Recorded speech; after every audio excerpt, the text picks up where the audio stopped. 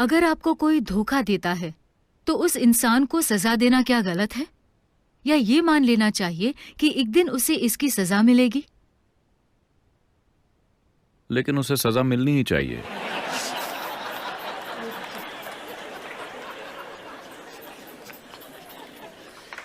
आप दें या कोई और, लेकिन उसे सजा मिलनी ही चाहिए।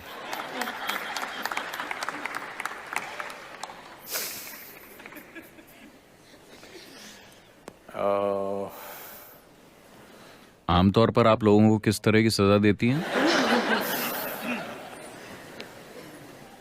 पहले ही काफी सजा दी जा चुकी है ना? पहले ही काफी कुछ हो चुका है। चिल्लाना, चिड़चिड़ाना, बात ना करना, हर चीज हो चुकी है। तो आप और कौन सी सजा देना चाहती हैं? आपकी दिक्कत यह है कि दूसरी तरफ कोई पछतावा नहीं है। दूसरी तरफ कोई पछतावा नहीं है क्योंकि लोग वो कर रहे हैं जो वो करना चाहते हैं, वो नहीं जो आप चाहते हैं कि वो करें, हमेशा। और हो सकता है कि वो आपके हित में ना हो, लेकिन वो जो करना चाहते हैं वो कर रहे हैं। ये सही है या गलत, मैं इसकी नैतिकता में नहीं जा रहा हूं। मैं चाहता हूं कि आप इस स्थिति को ठीक से समझें। कोई इंसान वो कर रहा है जो वो करना चाहता है। अब आपके हिसाब से उसे सजा मिलनी चाहिए। शायद उन्होंने कोई कानून नहीं तोड़ा है, वरना उन्हें वैसे भी सजा मिल जाएगी। वो दो लोगों के बीच की समझ को तोड़ रहे हैं। शायद आपने आपसी समझ को गलत समझा।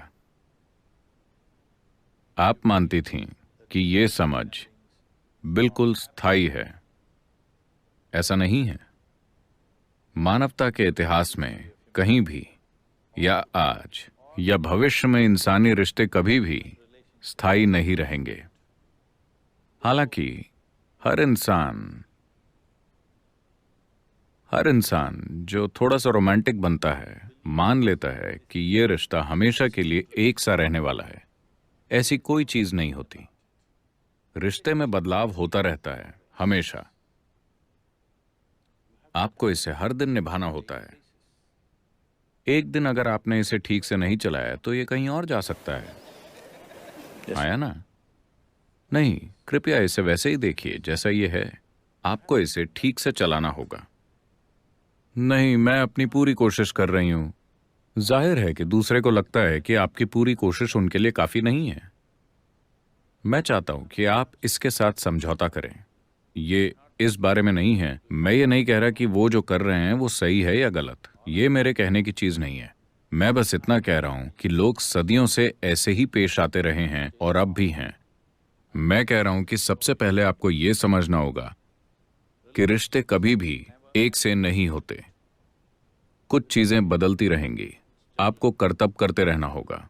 अगर आप 5 गेंदों से करतब कर रहे हैं तो कभी कभी एक गिर जाएगी। इसके लिए काफी हुनर और ध्यान की जरूरत होती है। हाँ या नहीं? आप में से कई लोग शादीशुदा हैं। क्या ये हुनर और ध्यान नहीं मांगती? अगर आप ध्यान नहीं देते तो आपको पता भी नहीं चलेगा कि क्या हो रहा है। इस पर बहुत ध्यान देना पड़ता है ना? अभी अभी किसी ने मुझे यूरोप के एक देश से फोन किया। सदगुरु, मैं बस घर के काम कर रही हूं, मुझे आकर बचाइए। मुझे यहां से अपने आश्रम ले जाइए, मैं बस घर के काम कर रही हूं। वो बर्तन वगैरह धो रही है। वो बहुत अमीर है, लेकिन उसके 4 बच्चे हैं। तो हर समय कोई ना कोई काम करने को रहता है, अंतहीन तरीके से। और आज काम वाली नहीं आई तो आपको बर्तन धोने पड़ेंगे। 4 बच्चे हैं, आपको बर्तन धोने पड़ेंगे और सारे काम करने पड़ेंगे। तो मैं ये कह रहा हूं, आपको ये समझना होगा कि रिश्ता एक परिवर्तनशील हकीकत है। ये स्थायी हकीकत नहीं है। अगर आप एक स्थायी रिश्ता चाहते हैं तो आपको मरे हुए लोगों से रिश्ते बनाने चाहिए। यही कारण है कि ज्यादातर लोग भगवान को चुनते हैं, क्योंकि वो रिश्ता स्थायी होता है। आप जैसे चाहें इसे संभाल सकते हैं। अगर आपने उनके बारे में 10 दिन तक नहीं सोचा और 11वें दिन आप उनके बारे में सोचते हैं, वो फिर भी वहीं होंगे। आप वैसा अपने पति या पत्नी या किसी और के साथ कीजिए, तब कुछ और होगा।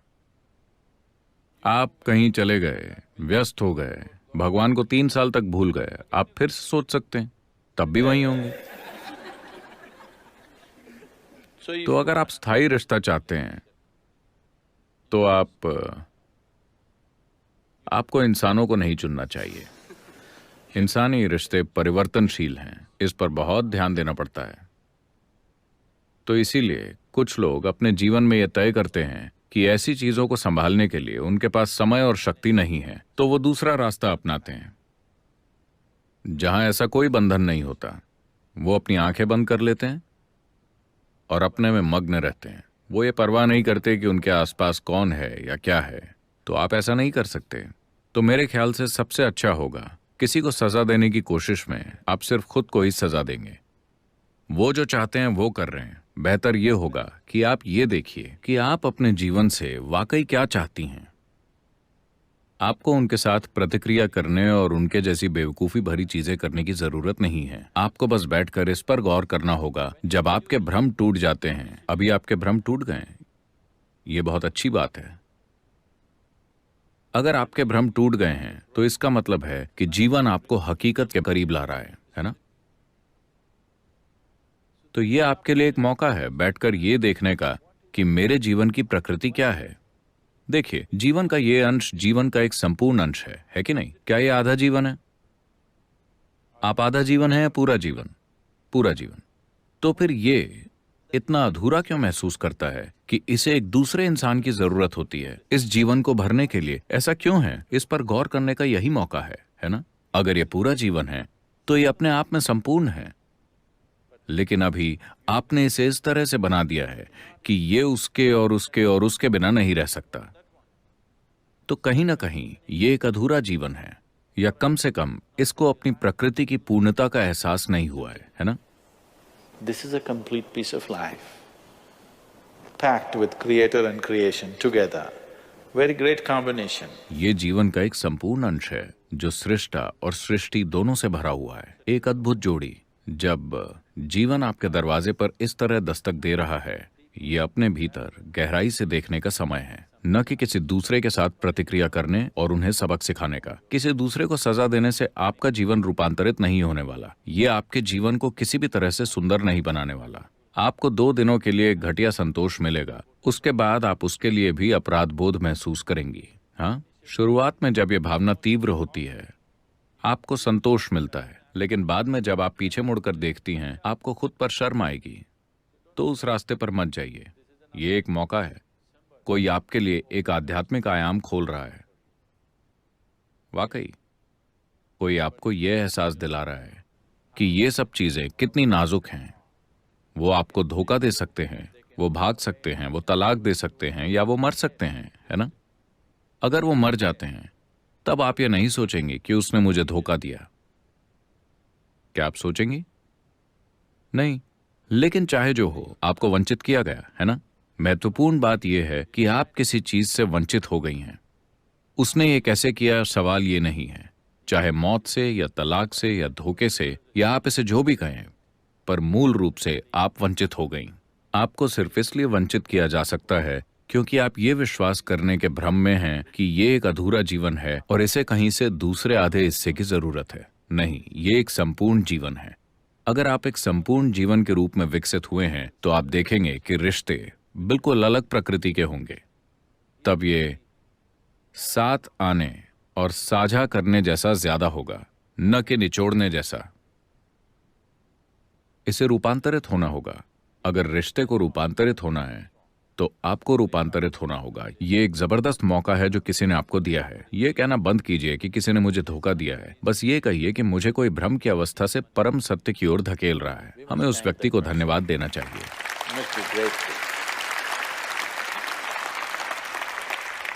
आपको तो कृतज्ञ होना चाहिए। आपको भ्रम में रखने की बजाय, आपको अपने जीवन में या जीवन भर भ्रम में रखने के बजाय उसने इतनी जल्दी आपको इसका एहसास दिला दिया। वरना इसे आप अपनी मौत के समय ही जानेंगे।